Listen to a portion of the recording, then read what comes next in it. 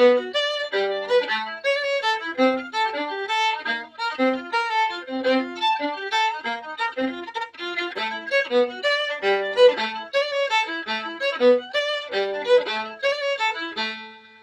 that's a little bit of the beginning there. Kind of tell there's a lot of fiddle elements to that, especially the opening part. And then I'm going to go to B, the B section here, where it says shuffle bow.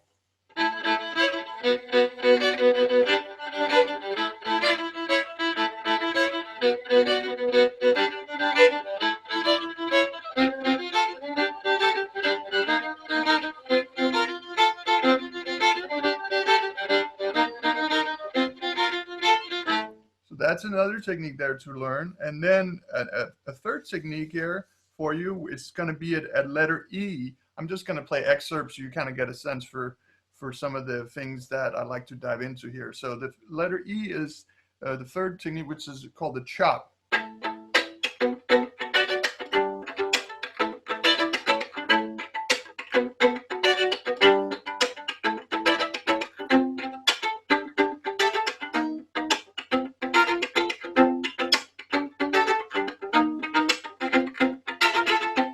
So that's the third one there. So let's see, Suzette was asking, I think it's right to that point. Are you, Virginia was asking, are you blocking the string for the chop? And Suzette was saying, are you slightly lifting your fingers to mute? So the issue, I think, is what's happening with your left hand, yeah. In terms of what you're muting and where you're making sound. Right. Yeah, so if I'm just doing that, when I did that choo-choo train sound, then I'm essentially putting the fingers very, very lightly over the string. Like if you were playing a harmonic, that's kind of the amount of pressure I put down the string. So it's very, very light pressure and a lot like a harmonic. And that's how I get that white sound, because if you start pressing down now, all of a sudden you start hearing it. But then when I get more fancy with it and I start playing the piece, then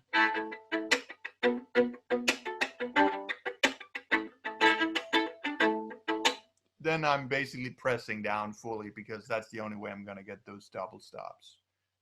So, any questions out there? I was just, it kind of reminded me of Sevchik, the Cole, like da da da dum bum bum. Do you feel like it's more up or down when you're doing it? What do you mean, up or down? Like watching you, it looks like you're springing up more than you're slapping down. Is that what you feel like when you do it? Well, mine doesn't sound as good as yours. And you're playing cello, right? Yeah. Which is also yet a different thing, because you're coming more vertically down when you're doing the job. Okay. So less. I'm coming more of an angle, like sort of that way out. Okay. Coming more straight down.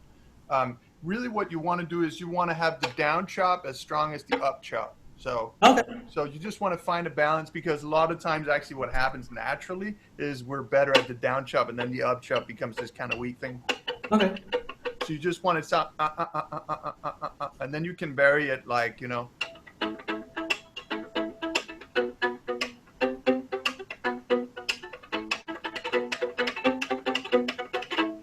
you can vary it in terms of the accents that you put on after a while. So that's a good question, but very even is the goal in the beginning. Making it just even, then you can take it from there. Then you can start adding accents and start ghosting and start making it, kind of shaping it. But making it very even is a good way to start.